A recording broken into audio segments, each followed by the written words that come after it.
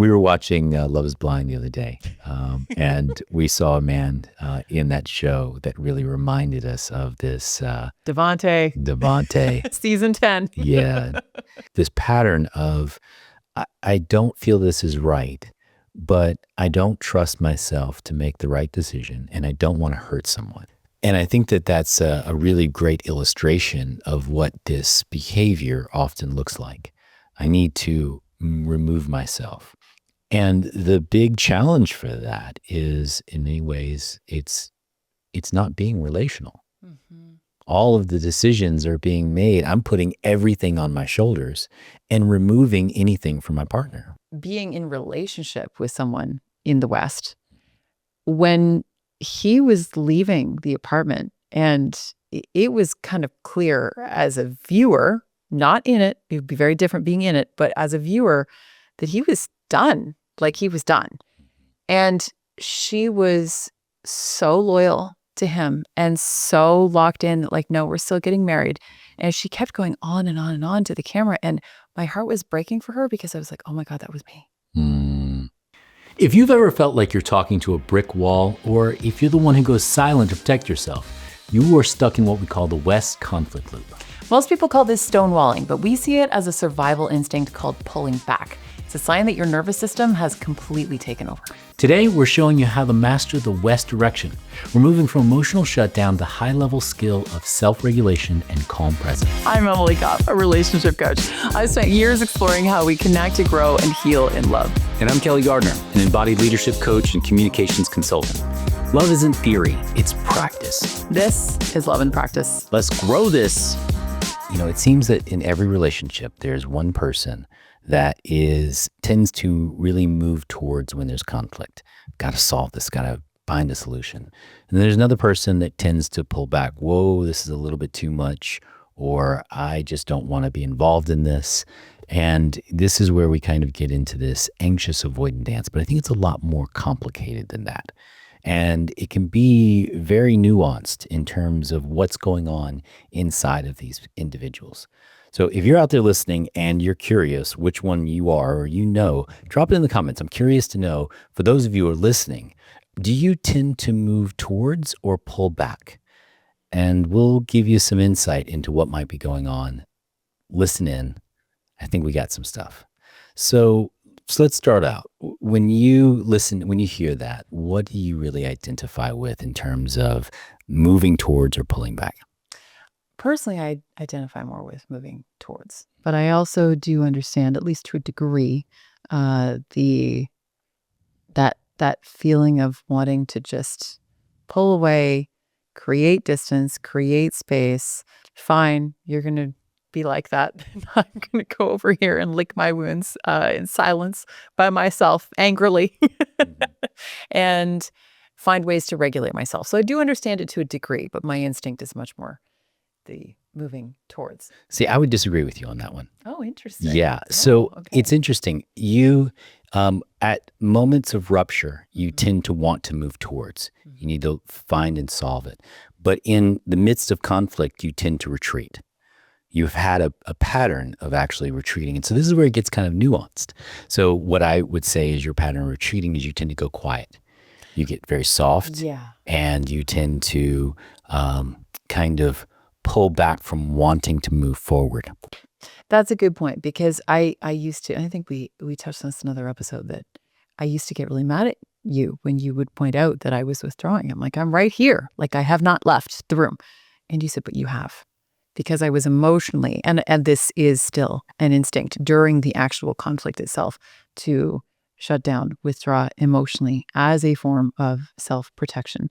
And also as a form of preserving the peace. There we go. Because if I just stay silent, I won't create more of an issue and make this even worse than it already is. Now, to be clear, I never stonewall.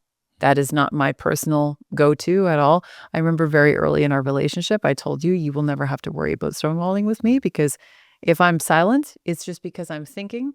Give me a little bit longer. So I would say that you're very analytical in how you go about it. But For those people listening, let's talk a little bit more about what stonewalling is. And stonewalling is really just the complete shutdown, it's like you're speaking to a brick wall. You can try all different angles of trying to speak to someone. You can get angry with them. You can be sad with them. You can show them your pain, and they just will not engage with you for a variety of their own internal reasons. But it's not only is that incredibly difficult to manage in a relationship because two people have to speak to each other in order to have a relationship. That's the entire basis of it. But it's really painful.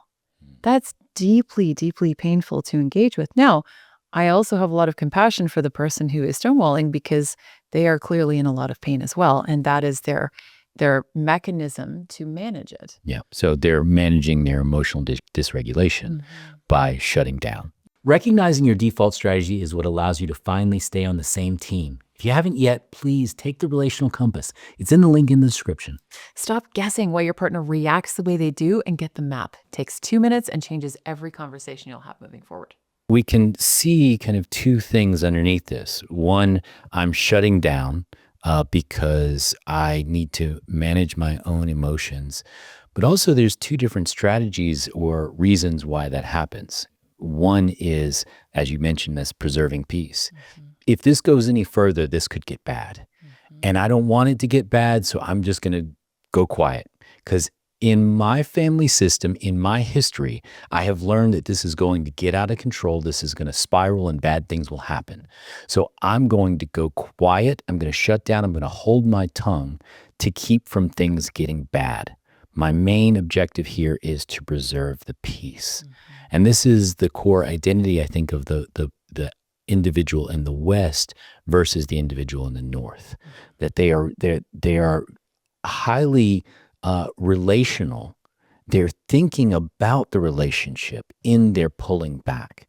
So not all stonewalling will look the same. The North can also stonewall, but they're stonewalling for a very different reason. They're not there to preserve the relationship or to make sure that nothing worse happens. They're there to preserve their own dignity. They're there to make sure that, you know what, I'm not going to speak anymore because this isn't going to go well. You're not going to hear me. You're not going to invalidate me. And so therefore, I'm just going to shut down. I'm going to stay in my righteous cloud over here. You can come back to me when you've accepted my way of thinking, my way of being. But that's not the way for the West individual who's trying to preserve peace. And in those moments of sort of the stonewalling, whether it is from the standpoint of more in the North of preserving dignity or more in the West of preserving peace, that self-protection is also really going to damage psychological safety and emotional safety in the relationship. Because if I can't even have a conversation with you or vice versa, what does there to work with? You can't really work with anything. And then you're also potentially, living under the same roof with this person who won't have a conversation with you. Not only that, that silence, speaking from experience, just at least in the withdrawal, because I do think that it's a spectrum, just like a lot of things we talk about. That's a really ripe ground for stories to grow. Because in the analyzing of it, whether you're analyzing about all the ways in which your dignity was disregarded, whether you are analyzing all the ways in which you can preserve peace and prevent this from becoming worse, stories are taking root in the silence. And then it makes it a lot more difficult to manage once you actually start having a conversation and opening up again. Because by then you are operating from those stories and those judgments rather than the truth of what's actually in front of you. Let's put this into practical application. You've mentioned before that you've been in a relationship with someone in the West. Not myself, unfortunately, or fortunately, whichever way you look at it. I will say very fortunately. Well, there definitely could be opportunities for me to preserve peace a little bit more. Sure, but and be more relational. Day, my love. But tell me a little bit about what your experience has been being in a relationship with someone who we would say is in that quadrant. Yeah, and that specific relationship, he was quite an extreme West in his avoidance, very, very high in preserving peace, but to the point where nothing would get talked about. Everything would get brushed under the rug. The first 3 years of our relationship, we didn't have a single conflict, which is why I was in such shock in our relationship. Like, what is happening? And that's what actually is required for emotional depth and safety in a relationship. But being with someone who would go into such avoidant states that he would just go off grid. He would basically, like, literally leave the house and just, he would claim he had lost his phone or that his battery died or whatever, the number of times I heard that story. And it wasn't. He was self-regulating. He was also, potentially doing other things. But then he would come back and it was almost a little bit like nothing had really happened. Like, he would sort of treat it as though, okay, I took my space. We're back to normal. We're good now. Why are you still upset? And that also, I felt like I was going crazy. And actually, I notice it triggered sometimes with you when, for different reasons, you will just come back sometimes and you've already worked out whatever you need to work out, not about like big stuff, but about like smaller, disagreements. And you'll kind of come back in and you're normal and I don't feel normal. And then I feel like I've lost my mind because I don't feel normal, but you're behaving like everything's okay. And I think part of that comes from that relationship experience that I had before. So let's dig underneath it a little bit. From a compassionate standpoint, what do you think was going on for this individual that led to this space of, I need to disappear, unplug? What was from a compassionate standpoint, what was he really trying to achieve, and how was that keeping him safe in his world? He was overwhelmed and he wanted me to be happy. He just wanted me to be happy. And was he going about it in the right ways from a wide variety of angles? No. But I'm not innocent in that, in my own unique ways. I think I regularly overwhelmed him. I would kind of steamroller him because he was not always a match for me emotionally or intellectually. And I could very much just run right over him. And you let him know it too, did you? Oh, I sure did. I sure did. And I am not proud of that. Like, being in relationship with you, I can imagine what that might look like. Oh, I would really put a lot of pressure. And I think I have always had high expectations relationally, and not being met in that, I imagine it would feel like walking around like you're a disappointment. Yeah. Yeah, that's a really powerful thing. And a lot of the men that I work with, that's a core story. I'm overwhelmed and I just want her to be happy. Yeah. I think you really hit something on the nail on the head there. Disappoint her. I don't want to disappoint her. That's like the biggest thing for men. And I did not understand any of that then. Like, I understand it so much better now. But I think I really made it hard for him in a lot of ways. And I think I scared the shit out of him sometimes. And I don't know this, I don't know his particular story, but I know a lot of the men that I work with, what's underneath that as well is they grew up in a household where they saw men disappointing women. Yes, and absolutely. Decided very early on, I'm not going to be that guy. I'm not going to be the guy that yells. I'm not going to be the guy that's aggressive. I'm not going to be the guy that let my mother down the way my father let my mother down on some level. And so they take the opposite approach. They play the opposite game. And so they want to go along, get along, make everybody happy. They're so, the deepest desire is to bring everyone else happiness, and they are willing to sacrifice themselves in order to do that. In a lot of ways, I think that he took that to such an extreme that's why he had an affair for 9 years. Because he couldn't stand to let down the other woman who he was with before me. And then he got involved with me, telling me that they'd already broken up. And well, then, our relationship was on a certain trajectory. We bought a house together. We were planning to get married. Like, Penny couldn't let me down either.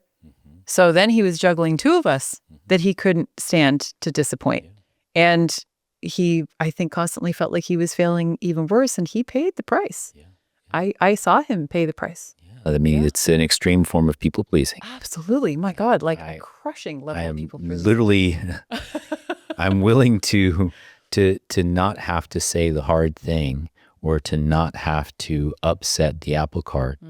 I'm willing to take this on the nose, take this on my shoulders, on my back, and carry this, which I imagine must have been a very difficult, I mean, the pain of trying to carry on these two relationships simultaneously while always knowing that on some level that you're a fraud, always having to concoct stories within myself and lie to myself in order to feel okay with what it is that I'm doing just because I don't want to hurt somebody. Yeah.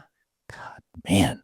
And I saw that take a toll on him for years physically. I didn't quite understand the reasons why until the end, but I saw it take a toll on him physically. Mentally, he became an absolute mess increasingly over the years, to the point where he would get panic attacks.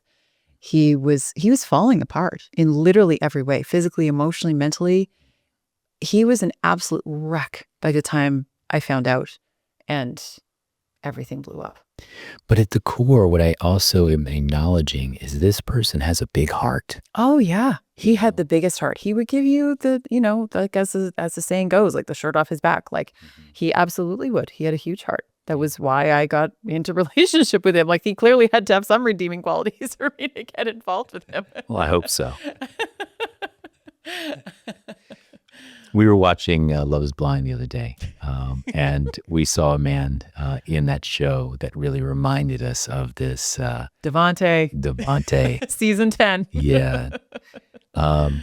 It's similar. There was this pattern of, I don't feel this is right, but I don't trust myself to make the right decision, and I don't want to hurt someone.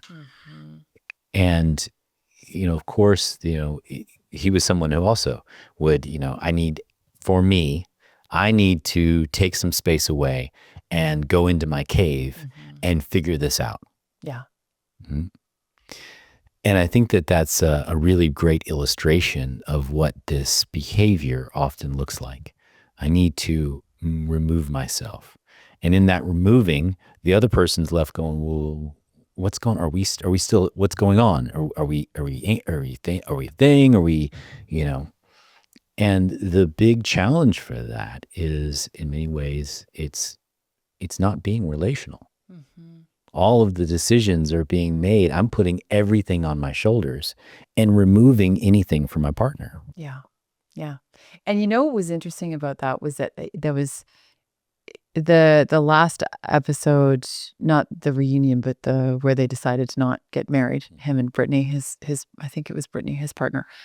In terms of being in relationship with someone in the West, when he was leaving the apartment, and it was kind of clear as a viewer, not in it, it would be very different being in it, but as a viewer, that he was done. Like he was done.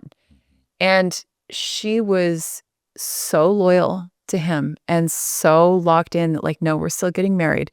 And she kept going on and on and on to the camera. And my heart was breaking for her, because I was like, oh my God, that was me. Like, that was me. Like someone who just was pulling back so much, and being someone who is with somebody who is pulling back that much, what's likely to happen is that then you are going to, from a polarity standpoint, likely end up in the position of someone who is wildly leaning in towards them. The more you lean in, the farther they lean out. And I could just see myself in her, and it was actually painful to watch, because I was like, oh, girlfriend, like, read the signs. Like, the actions need to match the words. And I say that with compassion for him as well. But I wanted to offer that perspective of someone being with somebody who is strongly in the West. You have to know when to lean out as well. Not from playing games, just for your own self-worth. Well, let's talk about the strategies. Like Yeah. what is a successful strategy for being in relationship with, partnering with someone who has this pattern? They're pulling back primarily to preserve peace. They don't want to hurt anybody. And they can feel like a wall that there's no getting through to them. They're going to make their decisions on their own. They're going to tell you everything is okay. This is like the worst person to argue with is someone that says yes instead of no. It says yes when they mean no. Are you going to do this thing? Yes, I am. Just say no, for crying out loud, and we can have a conversation. But the greatest form of avoidance is saying yes when I mean no, because we can't argue with it. We can't, there's nothing you say, oh yeah, I'm going to do that thing. Yeah. Okay, cool. You and I ran into that a little bit early on too, even though I wouldn't call myself West, but just in terms of the preserving peace element, we ran into that where you, I think, got pissed off with me a few times, where you were seeing a pattern where I would say yes when it was actually a no, from a like me trying to overgive sort of standpoint. Yeah. Well, I have West in my family system. Yes. And so I have, I have a person that I love dearly who is completely incapable of saying no. Yeah. And I just wish sometimes I could argue with this human being. Would you just call me a dickhead or an asshole so we can argue about it? But you just say everything's great and I love you. And I'm going, happy-go-lucky. No. Yeah. No. So let's talk about some effective strategies of dealing with the West. For one thing, you need to be able to stand on your own 2 feet. If you are going to be with someone in the West, you need to be able to not lean out, but more just stand upright as opposed to leaning inward, and to give them that space so that then there is space for them to come back to you. Now, I'm not saying they get to go disappear for 6 days and that's cool, but you need to be able to function and to create that regulation within yourself, as well as asking for what you need. Again, none of this is to say just pretend everything is fine. No, but I'm saying that you need to be able to function as a whole human. I would argue that for anyone in relationship, but I think it is particularly important for someone in this position. And what I'm hearing is clarity and boundaries. Sure. I need to have absolute clarity with this individual, what my expectations are. Yep. There are no unconscious, subconscious contracts with this individual. I can't expect them to do what I think a normal human being would do. I can't hold them to, why were you not doing this normal thing? I have to say, hey, this is what I'm looking for. This is what my expectation is. And if this isn't met, this is what I'm going to have to do. Sure. And that over time, if you can co-create, not solely create, but co-create that emotional safety for them, they are not as likely to feel like they need to leave or stonewall or whatever, because you're creating the environment where they realize they can come to you and it doesn't feel like quite as much pressure. Again, they still need to be there for you too. This is very much a co-creation, but these are some of the strategies that I would use. Well, let's talk about what it means to create that space. What is it? How do I actually cultivate that safety, that they know that they can come back to me? When conversely, what will absolutely not work for this human being that will continue to lead to them stonewalling? Alison Armstrong always gives a really good example that I remind myself of. And it's that, and I'll just use the context of the man being in the West and the woman not. If a man tells you something, shares something with you, and you get pissed off about it, that's teaching him that it's not safe to be honest with you, because there wasn't a problem 3 minutes ago before he told you. So why would he tell you? Right? I think, again, this could be argued for anyone, but that's a really, to me, a really great example of creating the space where, when they have had time to themselves, the person in the West, and then they come back in and share whatever they share, or you really encourage them to share their truth, you need to be able to have the capacity to hold that. Doesn't mean you don't get to express your needs as well in response to it or share your feelings around it, but you can do so from a more mature standpoint that will still give them the space to understand, in their nervous system, like, okay, it's safe to share this, and there can still be peace on the other side of that. A practical thing that I think shows up is also not holding them accountable for the amount of time it took for them to get there. One of the worst things that you could do with someone in the West is like, well, fine, but why didn't you tell me this before? You know, why did you have to wait so long to get to this? As though they knew it all along and they were capable and able to share it. And so once they do get to it, then they get attacked for finally getting to the point. Now they're the bad guy because it took them. We watched that in Love Is Blind, right? Yeah. Where you know once he finally did get to the truth, he was slaughtered. Why didn't you tell me this at the beginning? Well, that's his processing. That's the way that his processing works. And I think it's important to recognize that individuals in this way, they can take a little bit longer to process and to get to that place. So one, it's being open, creating a space that's open for them to actually share what's real and true, knowing that they're not going to get torn apart because their truth doesn't align with yours. And them knowing that their truth doesn't align with yours is the part that makes it so difficult for them to have to look for every single out. Do I absolutely have to say this? Because this is going to be really, really difficult for me to say because I'm upsetting the apple cart. I'm destroying the peace, and all I want to do is preserve the peace. Do I absolutely have to say this? Can I look at every other possibility before I actually have to say this? And then once I get to that point and I absolutely have to say it, recognize that they've gone through a process to get there. And they're not like me. You know, they don't immediately go, yeah, this is the thing I need to say, and I'm going to say it. Yeah. You know, and while I wish that you would sometimes do that, when I wish that sometimes you would just in the moment say, I don't like that. And this was a conflict that we went through early in our relationship a lot. You know, I wanted you just to say, yeah, I didn't like the way that you said that. Great. We can move on. Instead of you sitting on it and then ruminating around it. And then, you know, a day or two later coming back with, I really didn't like the way that you said that thing. Well, it would have been great if you said it then, as opposed to sitting on it and being angry at me for the last 2 days and not knowing why or what was necessarily going on. Yeah. But what I had to learn is it wasn't helpful for me to attack you in that way either. It's funny because as you shared that, I was like, oh, yeah, you used to do that to me a lot, and it was not good for me. It did not feel good for me. Yeah. Yeah. Right. So acknowledging, one, that the person processes differently than you. Creating the safety for them to come back to the conversation. And that is accepting what they share, as well as being curious about what's really underneath it for them.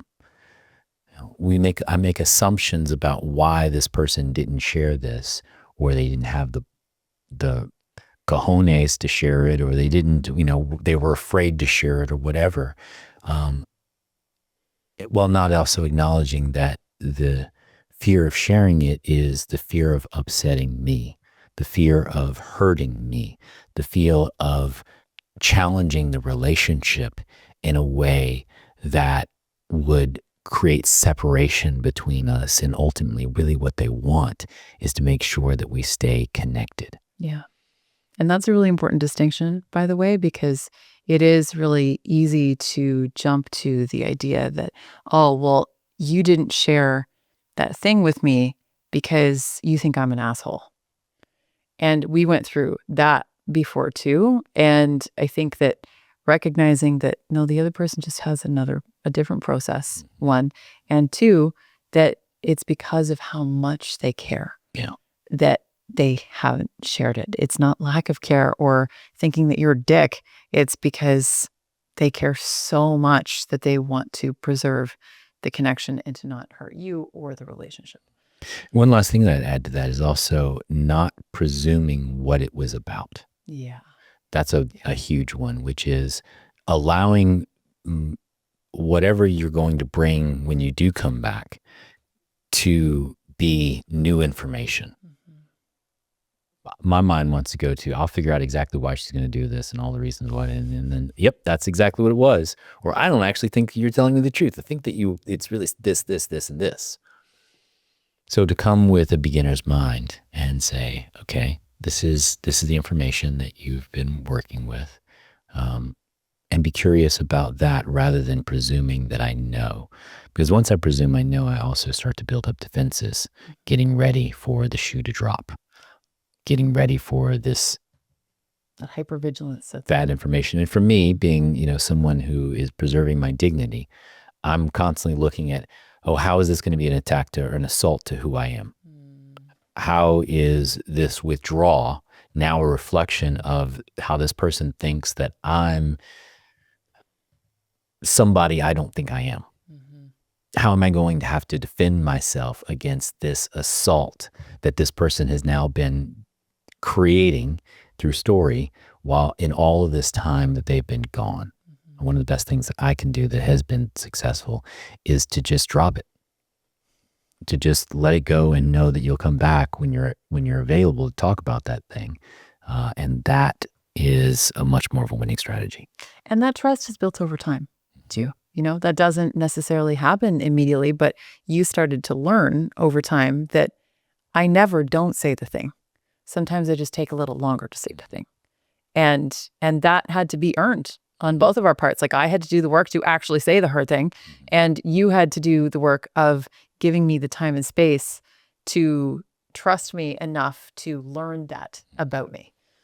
Now, on the flip side, there are some things that the person in the West can also do. Yes. That would make it more successful to support their strategy. You want to talk about any of those?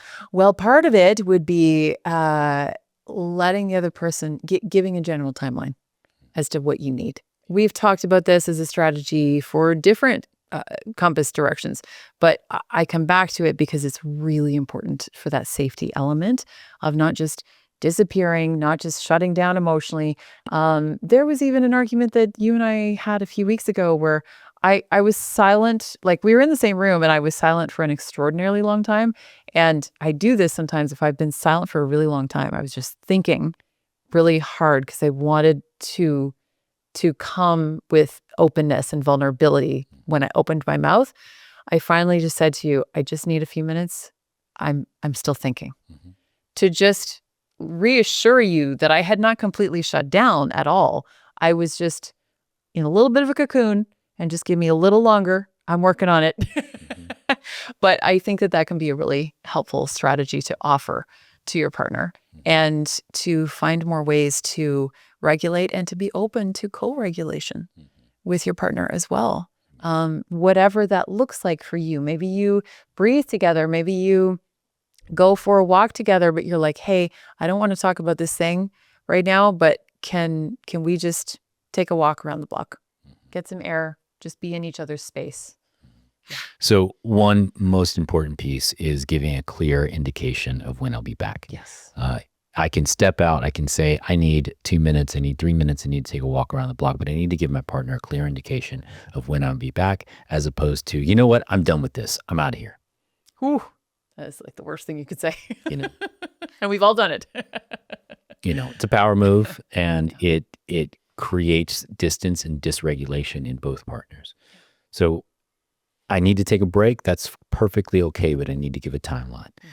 The second piece is when I do give that timeline, I need to find some space or an opportunity to regulate myself. And we're talking about regulating the nervous system, co-regulating the nervous system by grounding myself through breath, through connecting with this present space, or co-regulating, borrowing my nervous system or the nervous system of someone else or even something else. I had a client recently who was going through a really tough time, and I just said, pet your dog. Yeah, it's my favorites for my clients with pets. Giving him that opportunity to reconnect to the present moment by being present for someone else was very useful for him. So there can be many different ways. co-regulating, borrowing the nervous system from someone else. And then once we do that, then we want to find a way to come back into the conversation. How does that West person more effectively come back into the conversation? What's a strategy that works? Being as open-hearted as you can. Mm. And sometimes that might not mean having the perfect thing to say. In fact, I would argue being your most open-hearted means that you don't necessarily have the perfect thing to say. Even if it's you telling your partner, I don't actually know what to say right now, but I'm hurting and I know you're hurting and I want to reopen the door to connection. That's beautiful. No, you don't have to have the 16-point plan about how to move through this repair. Just be honest and just share what's on your heart and how you are actually feeling. If you can actually name the feeling. And if you don't know what to do next, tell your partner. And you might just be able to figure it out together. Yeah. So I hear trust. Trust myself, trust my partner. Yeah. Trust that I may not know where I'm going, but if I open my mouth, I'll find my way. Yeah. Trust that if I open my heart, that my partner will receive it and not attack me. Now, that's a hard one. It is hard. Because we all have had the experiences within our relationship to say, well, this validates, I opened up my heart. They didn't trust me. They attacked me for how long it took me or for walking away or how it negatively impacted their system. How do I trust this person? Yeah, I think the most important thing that we have to remember in a relationship is someone has to go first. Yeah. It's never going to heal itself unless one of us has the courage to go first. And the thing is that it can be really easy to fall into a story of, if I go first, I'm always going to go first. Mm-hmm. And I would argue that in most cases, modeling that will actually open your partner in a really beautiful way that will invite them to start going first sometimes too. Yeah. And I would add to it is I only tend to see the ways that I go first in the patterns that work best for me. And one of the things that's great about the compass is recognizing that there are 4 quadrants and 4 essential skills that are being built in those. And in every relationship, one of us is stronger in certain quadrants than the others. And one of us has greater skills in one area than they do in another. And so I might be going first in repair, or I might be going first in initiating the conversation, or I might be going first in holding the safety of this relationship. That's the skill that I have, and that's the skill that I get to bring and be a leader in. And it's okay if I go first in this area and you go first in that area, provided that we're seeing that the other person is contributing and bringing their gifts rather than just seeing my gifts as the only gifts that are really valuable. So sometimes we're not going to trade off. Mm-hmm. Sometimes there's just going to be, this is your area, I go first here, and I'm comfortable with going first here, and I'll be the one that anchors us in our relationship while I recognize that you go first over here and you present something really valuable and important to the relationship. But we have to be able to see those benefits rather than just seeing our own. Complementary strengths. Mm-hmm. Yeah, it's a really good point. And I hope that people are seeing throughout these episodes about the different compass directions that there is a little bit of each of us in all of it. Yes, we do tend to lean more one way or another, but then over time, we might tend to lean more a different direction than another. You and I have each talked about how we used to be in different areas primarily than we are now. And we have a little bit of all of it. Yeah. in us. So this is why it's so important to understand all of them and to understand your partner, because I also promise you that if you look hard enough, you will find parts of yourself in your partner's style as well. Absolutely. And the question is, which part are we currently leaning into to keep ourselves safe? And when we're trying to keep ourselves safe, we're typically distancing ourselves from our partner. And the question that we get to sit in is, how can we lean into these parts of ourselves to create safety within the relational dynamic rather than separating, create greater connection? And once we do that, then we have an incredible system that is capable of doing almost anything. Yeah. And that truly is love in practice. If today's conversation helped you see a pattern in your relationship that you didn't notice before, do us a favor, hit that like button. Tells the algorithm that this kind of information is really what matters. And if you want to keep moving from partner blame to pattern mastery, make sure you subscribe. We're releasing new episodes every week to help you and your partner function as a true visionary team. But don't let the work stop there. The best way to apply what you learned today is to go ahead, take the Relational Compass. You'll see the link in the description below. It takes 2 minutes and it gives you the map you need to navigate these conflict loops with intention. Take the assessment, share your results with your partner, and we'll see you in the next practice.